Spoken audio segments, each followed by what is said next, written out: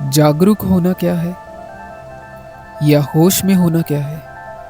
ये जागरूकता कहाँ से आती है और इस जागरूकता का, होश का हमारे जीवन में इतना महत्व क्यों है, इतनी इम्पोर्टेंस क्यों है? यही आज के विषय हैं। जैसे मैंने कई बार कहा है कि अंधविश्वास से भरी दुनिया में होश से बड़ा कोई सत्य नहीं। तो इस विषय में किसी भी तरह का कॉम्प्रोमाइज़ नहीं कर सकता। मेरे घर में अगर सब्जी में नमक कम डला है तो बिना स्वाद वाली सब्जी खा सकता हूँ। अगर सब्जी ही नहीं है तो नमक के साथ खा सकता हूँ। नमक भी नहीं है तो रूखी रोटी खा सकता हूँ। जीवन के किसी भी हिस्सों में कॉम्प्रोमाइज़ किया जा सकता है, लेकिन होश क्या है, ध्यान क्या है, जीवन क्या है, यहाँ पे किसी भी तरह का कॉम्प्रोमाइज़ नहीं किया जा सकता। यही मेरी फ़िलॉसफ़ी रही है। आई डोंट नो, शायद तुम मुझे पागल कहो, लेकिन जितनी भी बातें कृष्णमूर्ति ने अपने जीवन भर में कही हैं या जो भी बात मैं करने जा रहा हूँ, उसे प्रैक्टिस नहीं किया जा सकता, क्योंकि किसी भी तरह की प्रैक्टिस आदत बन जाती है और वो आदत फिर जंजीर बन जाती है और व्यक्ति वहीं पे गिर जाता है फिर से उसी गड्ढे में जहाँ से वो निकलना चाहता था। लेकिन फिर भी एक बहुत शुरू से शुरुआत अगर की जाए, तो अगर किसी को पता ही नहीं है कुछ भी, तो अगर उसे किसी प्रैक्टिस से कुछ सहायता मिलती है तो वो कर सकता है। इंस्टाग्राम रील्स देखने से तो बेहतर ही है, लेकिन प्रैक्टिस से कहीं आगे निकल जाना, पार चले जाना, तो असल में ध्यान घटित होता है। तो कुछ बातें शेयर करूँगा। प्रयास यही है कि हम किसी अंधविश्वास में न भटकें, साथ ही साथ लोगों के साइंटिफिक दिमाग का विकास हो, ताकि वो जीवन की गहराइयों को छू सके, जो जीवन में महत्वपूर्ण है उसे जान सके, उसे कर सके। तो कुछ लोग मुझे तकरीबन 1 साल से या उससे ज़्यादा से सुनते आ रहे हैं कृष्णमूर्ति पे जो बातें हुई हैं, तो उनकी कुछ शिकायतें भी हैं। तो उन्होंने कुछ सवाल पूछे थे। वो सवाल क्या है उसके बारे में भी बात करेंगे कि हमेशा बात होश की जाती है, लेकिन होश असल में आता कैसे है? तो मैं उनका प्रश्न पढ़ रहा हूँ पहले। तो ये बातें होश के ऊपर थी, तो उन्होंने ये सवाल पूछा है। ऐसा बिल्कुल नहीं है कि हम देखना नहीं चाहते, बल्कि हम ज़रूर देखना चाहते हैं, पूरी कोशिश भी करते हैं देखने की। तो फिर उन्होंने कुछ उदाहरण भी दी जिसकी मैंने बात की थी कि हमारे दो विचारों के बीच इतनी सी भी जगह नहीं है कि हम वहाँ पे कि ये देख सके कि असल में हमारे भीतर ये चल क्या रहा है। फिर वो आगे लिखते हैं कि जो मुख्य पॉइंट है कि देखना बहुत ज़रूरी है हमारे जीवन में, महत्वपूर्ण चीज़ है ये कि देखना भी ज़रूरी है, लेकिन हमें मालूम नहीं है कि देखना कैसे होता है। जैसे आप देखते हैं या कृष्णमूर्ति देख लेते थे, वैसे ही हमें भी बता दीजिए कि कैसे देखा जाए। क्योंकि प्रॉब्लम ये है कि हम तो कुछ और ही देख लेते हैं, कुछ और देख लेते हैं तो कुछ और ही समझ लेते हैं। 1.5 साल से यही हो रहा है। तो अब आप ही बताइए, जिस तरह से आप देख लेते हैं, हम भी उस तरह से कैसे देखें? आप किस तरह से देखते हैं, अर्थात कौन से नज़रिए से आप देखते हैं? वो नज़रिया या तरीका हमें बता दीजिए, ताकि हम भी स्पष्ट हो सकें। अंत में ये बात कहूँगा कि अगर कन्फ्यूजन मिट जाए तो हम भी मौन हो जाएं। इसलिए कमेंट करते हैं क्योंकि कन्फ्यूज़न अभी भी है। इसलिए इस कमेंट में मैंने पूरी कोशिश की है समझाने की, अगर आपको समझ आ गई है कि कन्फ्यूजन क्यों हो रहा है इतना। फिर आगे भी लिखते हैं कि अगर समझ ना आई हो कि कन्फ्यूजन क्या है, तो वो एक बार फिर से बता देंगे, जिसे वो स्पष्ट करते हैं कि जिस तरह से आप देख लेते हैं उस तरह से वो कभी देख ही नहीं पाई, इसलिए इतनी गड़बड़ हो जाती है मेरे साथ। आप जिस तरह से देखते हैं, इसलिए कोई उदाहरण दे दीजिए कि कहाँ से स्टार्ट करते हैं। 1 डेढ़ साल काफ़ी लंबा समय होता है। सिर्फ भ्रांतियों में ही भटक रहा हूँ अभी तक। काफ़ी वक्त गवाया है तो और भटकना नहीं चाहता। अगर यकीन हो जाए कि विचार को कैसे देखते हैं, तो मैं ये पक्के यकीन के साथ कह सकता हूँ कि मैं देखने लग जाऊंगा। तो क्या आप मुझे बताने के लिए तैयार हैं? कृपया बताइए। तो मैं पक्के यकीन के साथ कह सकता हूँ कि आज से ही देखने लग जाऊंगा। क्या आप मुझे बताने के लिए तैयार है? बोलिए। देखिए, आपका जो ये कमेंट है, आपने बड़ी मेहनत की है इसे लिखने में। काफ़ी सीरियसनेस भी दिखती है कि आप सच में जानना चाहते हैं। और जब आप इतना प्रयास कर रहे हैं, तो मेरा और भी ज़्यादा प्रयास करने का मन कर रहा है। तो मैंने सोचा कि इस पे एक वीडियो सीरीज बना देते हैं। लेकिन उसके लिए हमें बड़ी ईमानदारी से सेल्फ इंक्वायरी करनी होगी, क्योंकि होश बहुत ही महत्वपूर्ण है। क्योंकि इस सेल्फ इंक्वायरी के अंदर ही बहुत सी बातें स्पष्ट होंगी। तो ऐसा भी नहीं है कि इसमें कोई जल्दबाजी की जाएगी, ये कोई रेस है ये। तो जागरूकता क्या है? जागरूकता कहाँ से आती है? और जागरूकता हमारे जीवन में क्यों ज़रूरी है? तो इन विषयों पे हम बात करेंगे। तो कृष्णमूर्ति एक बात का जिक्र करते रहे कि जो मानव जाति की पूरी कहानी है, जब से मानवता इवॉल्व होना शुरू हुई है, वो पूरी कहानी हर एक व्यक्ति के भीतर है। जैसे हमें आग से डर क्यों लगता है, हम आग में हाथ क्यों नहीं डालते? आग से जो डर है ये धीरे धीरे डेवलप हुआ, क्योंकि जब आग की खोज नहीं हुई थी, तब आग से डर लगना ऐसा कोई डर एग्जिस्ट ही नहीं करता था। और जैसे बहुत समय से व्यक्ति ये डरता था, उसे चिंताएं होती थी कि कल क्या होगा, बहुत सी ऐसी चिंताएं। वो 1 सदी पहले के लोगों में भी थी, उससे भी पहले थी, और आजकल सभी लोगों में भी ऐसी बातें हैं। तो हम कौन हैं? ये चिंताएं क्या हैं? ऐसे सवाल पहले हो चुके हैं। हम में से कोई अगर ये सवाल करता है, ये कोई नए सवाल नहीं है, ऐसा बहुत बार हो चुका है। तो बहुत सी किताबें लिखी गई हैं, लेकिन एक किताब तुम्हें रेकमेंड करूँगा जो तुम्हें पढ़नी चाहिए। और उस किताब को पढ़ना अपने आप में एक कला है।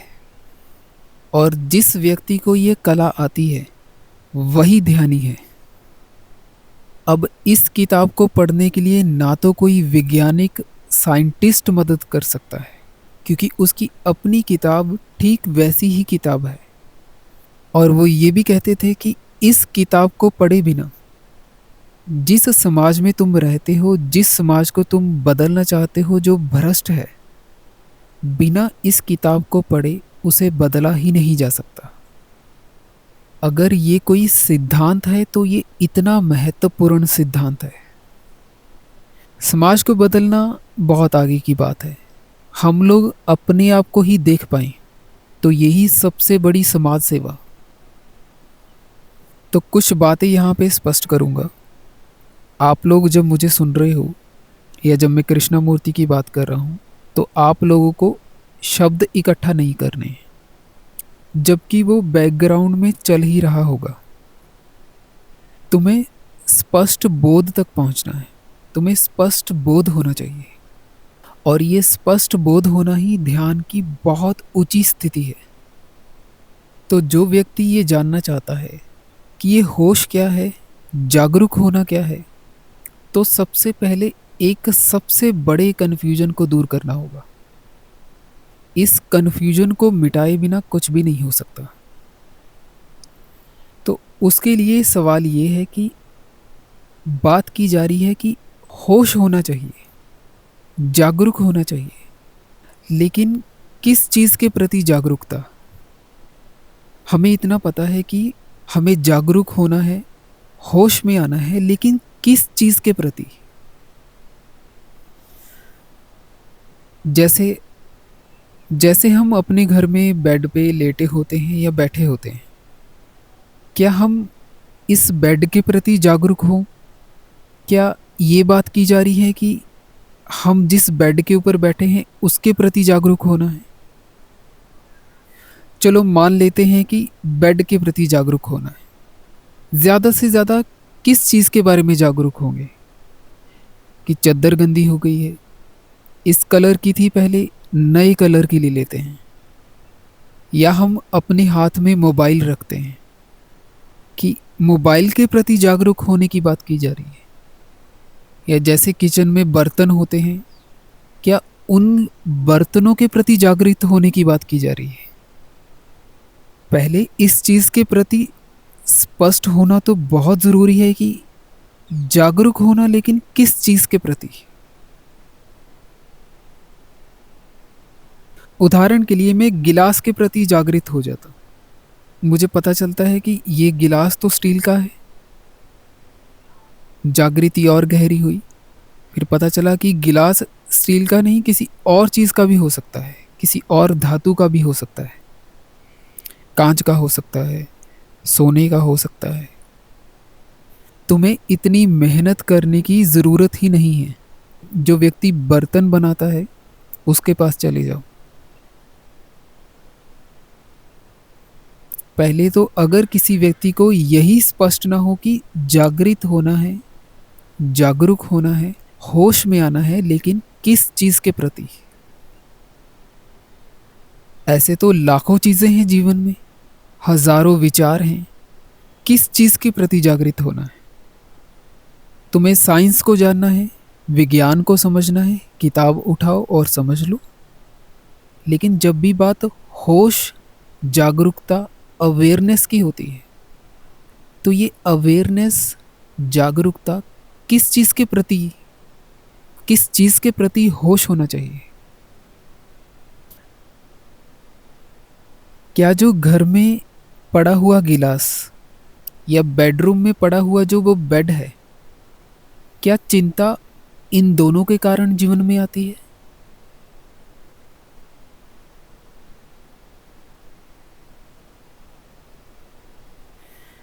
हमारी जो मेमोरी है, नॉलेज तो उसमें बेड के प्रति भी है, गिलास के प्रति भी है।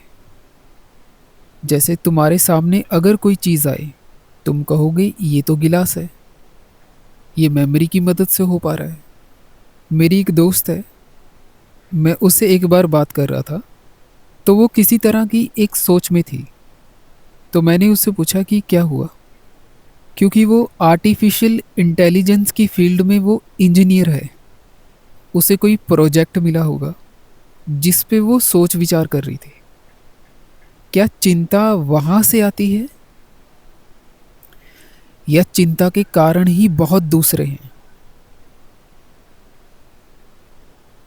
तो अगर एक व्यक्ति को पता ही नहीं है कि होश किसके प्रति होना चाहिए, तो होश कभी घटित होगा ही नहीं।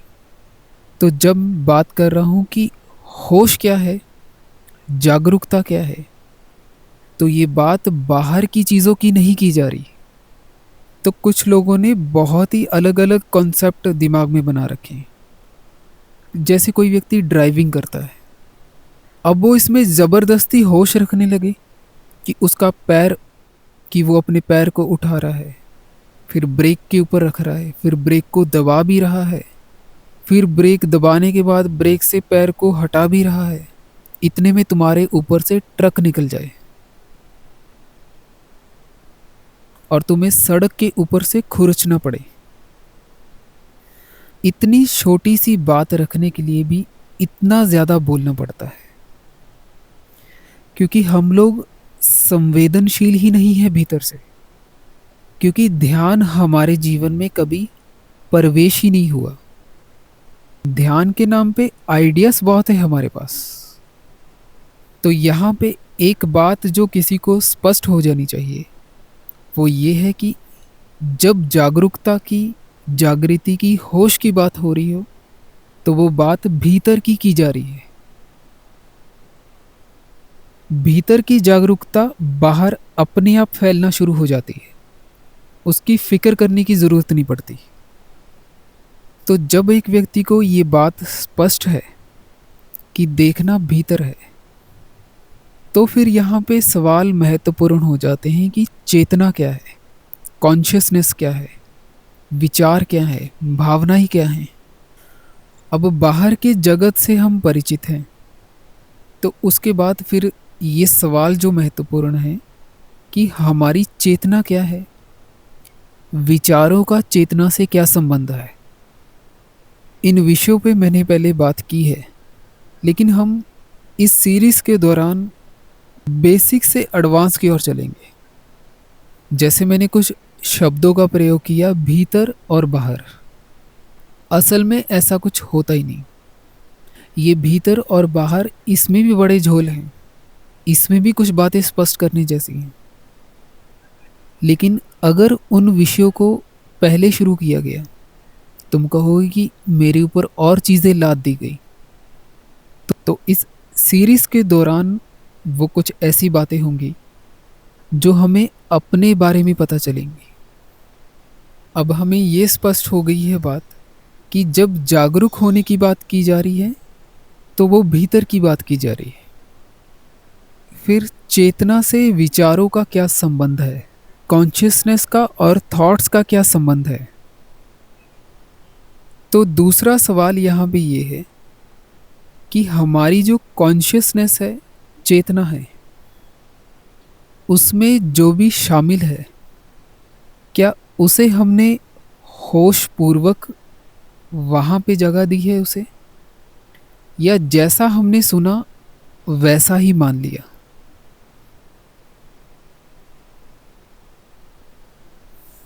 अब जैसे बहुत से लोगों ने ध्यान के बारे में बहुत सी बातें, विचार इकट्ठा किए हुए हैं, या सत्य के बारे में बहुत सी चीज़ें इकट्ठा की हुई हैं। कोई सो कॉल्ड गुरु ये कहता है, दूसरा ये कहता है, कोई किताब ये कहती है, दूसरी किताब ये कहती है, बहुत सी चीज़ें। अब इतने कॉन्सेप्ट वाला व्यक्ति ध्यान करने बैठता है, अब वो उनमें से एक भी चीज़ ढंग से कर नहीं पा रहा। तो ये जो दूसरा सवाल है होश के लिए, पहला सवाल तो यही था, पहली तो बात स्पष्ट हो चुकी है कि देखना भीतर है। अब भीतर बात आ रही है चेतना की, यानी कॉन्शियसनेस की। हमें पता चला कि हमें ध्यान करना होता है। अब ध्यान के बारे में जो सुना है, हमने सिर्फ सुनी सुनाई बातों को माना, तो हमने ध्यान जैसी बड़ी शक्ति उसको सीमित कर दिया किसी टेक्निक में। लेकिन तुम्हें जीवन के गहरे अर्थों का एहसास कब होगा? नाखून चबाना लोगों की आदत बन जाती है, रील्स देखना लोगों की आदत बनती जा रही है, सिगरेट पीना लोगों की आदत बन जाती है, तो टेक्निक कैसे आदत नहीं बन सकती? जैसे एक व्यक्ति आतंकवादी है, अगर तुम्हें एडवाइस देनी हो उसे, तो तुम क्या एडवाइस दोगे? कि आतंकवाद छोड़ दो। ये एडवाइस बहुत अच्छी है कि आतंकवाद छोड़ दो, छोड़ना चाहिए। लेकिन बचपन से लेकर अब तक उसकी चेतना में जो भरा है, जो शामिल है, उसकी चेतना की जो वस्तुएं हैं, कंटेंट है उसके अंदर, वो सिर्फ आतंकवाद से भरा है। अब यही बात पागलों पे भी लागू होती है। उन्हें लगता है कि उनकी जो इमेजिनेशन है कि वो सत्य है। लेकिन जिस समय उन्हें ये एहसास होता है कि वो इमेजिनेशन में है, इमेजिनेशन को सत्य मान रहे हैं, उसी क्षण एक परिवर्तन हो जाता है कि वो अब पागल नहीं है। उसे देखना कहाँ पड़ा? बेड को देखना पड़ा, किचन में रखे बर्तनों को देखना पड़ा, एसी को देखना पड़ा, फ्रिज को देखना पड़ा, कंप्यूटर को देखना पड़ा, मोबाइल को देखना पड़ा। कहाँ देखना पड़ा? भीतर। उस व्यक्ति की चेतना में एक बदलाव आया। जो चेतना में पहले से है, इमेजिनेशन वो कर रहा है, उसको उसने देख लिया। पहले वो स्वयं को बेवकूफ बना रहा था, एक तरह से अंधविश्वास में था, सिर्फ देखने भर से टूट गया। ये तो बहुत छोटे लेवल की बात है। तो अब अगर किताब को पढ़ना है, अब ऐसा तो है नहीं कि किताब में सिर्फ एक ही पन्ना होता है। ये किताब ऐसी है कि दिन प्रतिदिन कुछ ना कुछ इसमें जुड़ता ही रहता है। तो होश से बड़ा कोई सत्य नहीं। देखो, अब कोई कहेगा कि फिर श्वासों को देखने में क्या बुराई है? तो ना तो कृष्णमूर्ति किसी के घर पे आ रहे हैं ये देखने के लिए कि तुम क्या कर रहे हो, ना ही मैं आ रहा हूं आपके घर। लेकिन बात यह है कि क्या ध्यान सिर्फ किसी टेक्निक तक सीमित है? फिर तो वो तुम्हारे सिर्फ जीवन का 1 घंटा है। अब मैं ये नहीं कह रहा कि तुम्हें 1 घंटे को 24 घंटों में बदलना है, कि तुम एक नया संघर्ष शुरू कर लो। ये सब बातें करेंगे आगे चल के। ये विषय ही बहुत कॉम्प्लेक्स है। अब बहुत पहले सती प्रथा चला करती थी, क्योंकि चेतना में ये बात बहुत नॉर्मल हो चुकी थी कि पति के बिना औरत का कुछ नहीं हो सकता। तो उसको तो औरत को पति के मरने पे साथ ही जलना होगा। तो जब भी इस प्रथा का अंत हुआ होगा, तो एक बात तो स्पष्ट है कि इसे देखने का प्रयास किया होगा कि ये जो हम कर रहे हैं, जिसे हम मानते आ रहे थे, अब ऐसा तो है नहीं था कि कहीं बोर्ड लगा हुआ है कि सती प्रथा ही सत्य है। ये लोगों की चेतना में, ये लोगों के भीतर बातें गड़ी पड़ी थी। पहले की वीडियोस में मैंने तुमसे एक बात कही थी कि हमारे घर के नज़दीक जो पेड़ है वो बहुत बड़े सत्य को बयान करता है, या जैसे कोई फूल है, लेकिन हमारे देखने के नज़रिए को ट्रेन किया गया है। लेकिन हम एक तरह से देखते आए हैं, वो देखना ही हमारी आदत बन चुका है। अब कोई फिल्में देखकर बड़ा हुआ है, उसे लग रहा है कि मैं इस फूल को देख रहा हूँ, ये देखना मेरा अपना देखना है। उसका इस फूल को तोड़कर किसी लड़की को देने का दिल करता है। क्यों? उसकी चेतना के भीतर फिल्मों की फिल्मी कॉन्सेप्ट भरे पड़े हैं। या जैसे एक गुलाब खिला हुआ बहुत अच्छा लगता है, उससे अटैचमेंट हो जाती है। उस अटैचमेंट से एक उम्मीद बंधती है जीवन में, एक बहुत गलत अर्थ मिलता है, और वो भी चेतना का हिस्सा बन जाता है। और उसी चेतना से व्यक्ति इस दुनिया को देखता है। फिर वो ये कंप्लेंट करता है कि उसके जीवन में ज्यादा गहरे अर्थ नहीं है। गहरे अर्थ कहाँ से होंगे? फूल आज खिला है, आज वो महक रहा है, फिर धीरे धीरे उसका जो रंग है वो फीका पड़ता चला जाएगा। यही उस फूल की खूबसूरती है, यही उसका सौंदर्य है, यही जीवन का स्वभाव है। क्योंकि जो खूबसूरती है वो इम्परमानेंस में है। खूबसूरती कभी भी परमानेंट हो ही नहीं सकती। कागज के फूल परमानेंट होते हैं, वो कीमती नहीं हो पाते। ठीक उस फूल की तरह। अब उस फूल में और हमारे में क्या अंतर है? कुछ भी अंतर नहीं है। हम भी तो आज खिले हैं। हमारे मन को परफेक्ट चीज़ें अच्छी लगती हैं। फूल का खिला होना एक परफेक्ट स्टेट है। तो यहीं से एक चेतना में कॉन्सेप्ट तैयार हो जाता है। लेकिन अगर बहुत दूर तक जाना है तो ये कॉन्सेप्ट बहुत दुख लेकर आएगा। क्योंकि फूल को एक दिन विदा होना होगा। फूल कॉन्सेप्ट की परवाह नहीं करता। क्योंकि इस देखने को चेतना में जो शामिल है, चेतना की जो वस्तुएं हैं, जो उसके भीतर है, जो चेतना के भीतर हमने शामिल कर रखा है, देखते समय वो सारा कंटेंट उस देखने को बदल देता है। इसलिए व्यक्ति नए ज्ञान तक कभी पहुंच ही नहीं पाता। वो पुराने ज्ञान को ही सत्य मान लेता है। होश कोई आदत नहीं है। होश आदत से बहुत ज्यादा ऊपर की स्थिति है। अब तुम कहोगे कि होश के बारे में अब तुम कहोगे कि सीधे सीधे क्यों नहीं बता रहे। बता तो रहा हूं कब से सीधा सीधा। Observer is the observed. अब तुम कहोगे कि इससे तो कुछ भी स्पष्ट नहीं हो पा रहा। तभी तो इतनी ज्यादा बात करनी पड़ रही है एक छोटी सी बात रखने के लिए। अगर कोई व्यक्ति इतना सेंसिटिव होता तो क्या बात थी। जैसे कुछ लोग भोजन करते हुए चिंता करने लग जाते हैं। अब कुछ लोगों की ये आदत बन चुकी है। चिंता भोजन करने के बाद भी की जा सकती है।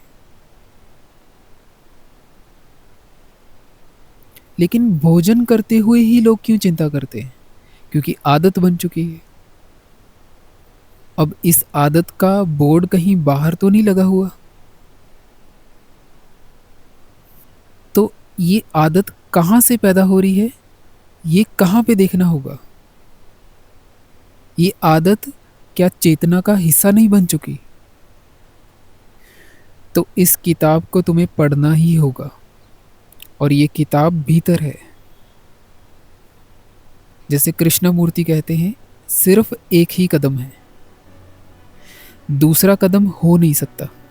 जैसे अभी तुम बैठे थे, तुम्हें चिंता होने लगी। ये चिंता कहाँ का हिस्सा है? कहाँ का हिस्सा बन चुकी है ये चिंता? तो देखना कहाँ पे है। तो बहुत धन्यवाद यहाँ तक सुनने के लिए। आप चाहें तो मेरे इस प्रयास को सहयोग कर सकते हैं, क्योंकि बिना आपके सहयोग के मैं इतना समय नहीं जुटा पाऊंगा। तो आप चाहें तो मेरे इस प्रयास को सपोर्ट कर सकते हैं। बाकी आप लोगों के जो सवाल होंगे उन पे ज़रूर बात करेंगे।